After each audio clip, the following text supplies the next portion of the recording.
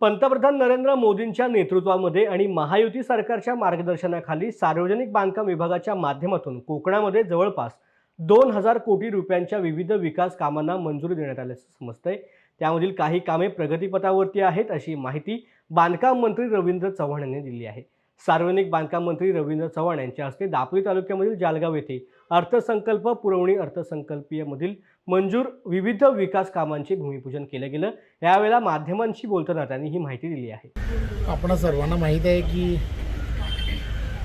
आदरणीय पंतप्रधान नरेंद्र मोदींच्या नेतृत्वामध्ये महाराष्ट्रामध्ये माननीय मुख्यमंत्री एकनाथराव शिंदे, आदरणीय उपमुख्यमंत्री देवेंद्रजी आणि अजितदादा या तिघांच्या नेतृत्वामध्ये सरकार आलं आणि सरकार आल्यानंतर विविध विकास कामांना खऱ्या अर्थाने संधी मिळण्याचं काम सुरू झालं। याची आपण सर्वांना कल्पना आहे। या सर्व कामांचा जर मी विचार केला तर कोकणामध्ये जवळजवळ जे एक्झॅक्टली मला दापोली म्हणून मला सांगता येणार नाही, परंतु पूर्ण कोकणामध्ये जवळजवळ 1800 ते 2000 करोड रुपयाच्या जवळपास सार्वजनिक बांधकाम विभागाच्या माध्यमातून कामांना मंजुरी देण्यात आलेली आहे आणि ह्या सगळी कामं ही प्रगतीपथावरती आहेत।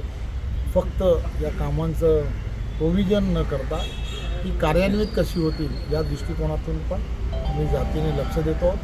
प्रत्येक मतदारसंघामध्ये असणारा प्रत्येक विषय की जो गेली अनेक वर्ष प्रलंबित होते असे सर्व विषय हे प्राधान्याने घेण्यात आलेले आहेत। आपल्यालाच माहीत असेल की इथे असणारा आंबेत पूल असेल तर त्याचं रिपेरिंग गेले अनेक वर्ष होत नव्हतं, परंतु त्यालासुद्धा न्याय देण्याचं काम हे करण्यात आलेलं आहे। त्यामुळे असे अनेक विषय जे आहेत की जे या संपूर्ण रत्नागिरी आणि रायगड या सगळ्या असणाऱ्या जिल्ह्यामध्ये आहेत, त्या जिल्ह्यांमध्ये आपण मोठ्या प्रमाणामध्ये काम केलेलं आहे। ADB असेल, हॅमच्या माध्यमातूनसुद्धा मोठ्या प्रमाणामध्ये कामं याच भागांमध्ये घेण्यात आलेली आहेत। त्या व्यतिरिक्त बजेटमध्ये सुद्धा म्हणजे मी मंत्री झाल्यानंतर म्हणजे जवळजवळ प्रत्येक कमीत कमी 200 आणि जास्तीत जास्त 300 कोटीच्या जवळपास अशी कामं म्हणजे त्या ठिकाणच्या असणारा जो कामाचा स्कोप आहे त्या स्कोपच्या अनुषंगाने सार्वजनिक विभागाच्या माध्यमातून करण्यात आली आहे। तो आदरणीय मुख्यमंत्री एकनाथराव शिंदे असतील, आदरणीय देवेंद्रजी आणि अजितदादांच्या नेतृत्वामध्ये त्या संपूर्ण महाराष्ट्रामध्ये सर्वांगीण विकास झाला पाहिजे।